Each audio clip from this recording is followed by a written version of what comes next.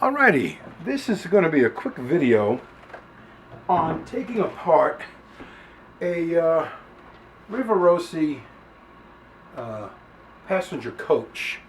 I bought a whole fleet of these for my Broadway Limited Hudson, and while they look nice going around the track, I want to be able to put some passengers in them. So I contacted a couple of people if they've ever taken one of these apart before, and I mean, I know that there are clips on the bottom, and as you can see here, we have clips on the bottom. Okay, and I know that these clips here need to be moved in to release the top, and I was trying to do that and couldn't really get it done. Well, I found out the other day, quite by accident, that one of the reasons I couldn't get it done is I'm holding the top of the car in my hand as I'm working on it. Alright, that makes sense. Okay, so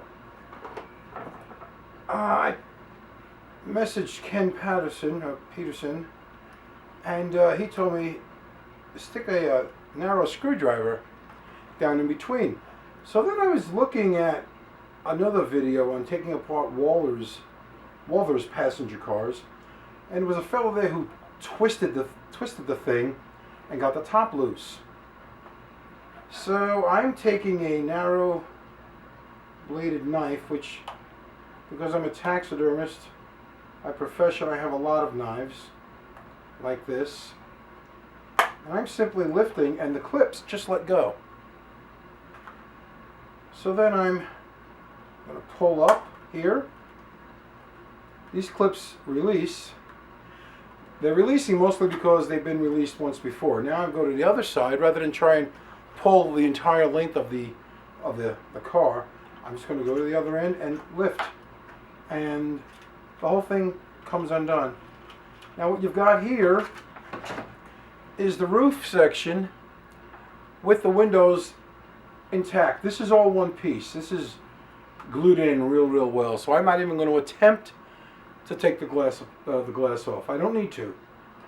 And what I've done is be able to expose the seats, the interior of the car, and you can lift this whole interior section out. Now, you can do several things with the seat section. You could paint the seats individually, which if I had the patience, I would, but I don't, so I'm not. You could paint the carpeting and what have you. All I want to do is be able to put passengers in the seats. I'm going to get a set of prisers and put them in, and it's easy to put back in. There are holes here, and these holes correspond to pins in the bottom of the car, and it's a simple matter of just lining them up, and they don't even clip in or click in. That just holds them in position. But the passengers can be loaded and glued to the seats. You could have all seated passengers. You can have someone walking to his seat as the car is moving, what have you. My wife and I rode on an old New York Central silver aluminum sided car, and I can tell you, you can walk from one car to the other. It's just a little difficult. But anyway, I then want to put a strip of LED lights in here, and then of course run the wires down to the wheels, have the contacts down here to the wheels. The wheels on this are metal. The gentleman I purchased the entire set from retrofitted Katy couplers to the cars, so they do not come away. They stay attached to each other. They stay attached to the tender of the locomotive. Now putting it back together is quite simple. Set the top in place, press. And all 3 sections of clips go right back together. It's going to make it a lot easier. I will probably do a video on installing the LED and the little passengers, but right now I just wanted to get this done just to show I figured out a way to take these old Rivarossi passenger cars apart. They are beautifully made. I mean, there's a gate on the end, as you can see here, a little gate on the end of the door.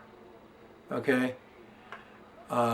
They come with diaphragms. I'm probably going to upgrade to a better diaphragm for this, but yeah, it's a really beautifully made car, and I don't see any reason why I shouldn't light it and have sets of passengers sitting in it. I have 2 coaches, a dining car, baggage car, and a U.S. mail car.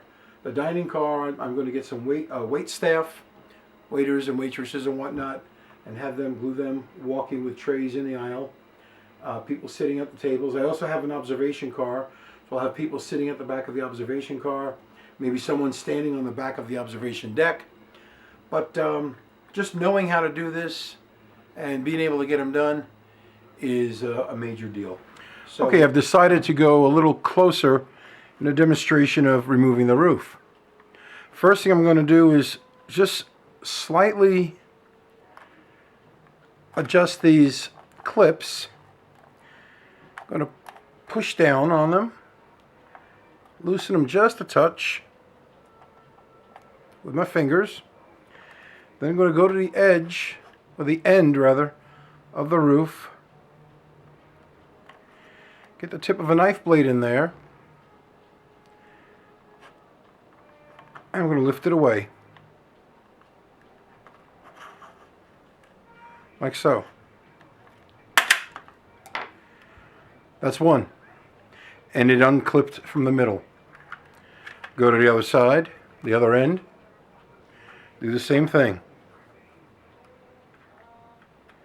Go in with the thin knife blade.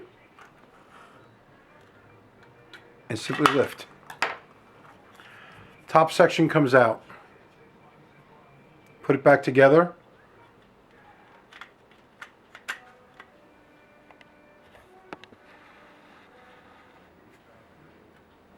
Push it all back in place. Clip it. Clip. Clip. Top's back in place. No cracking to the roof. No cracking on the body. We're in good shape.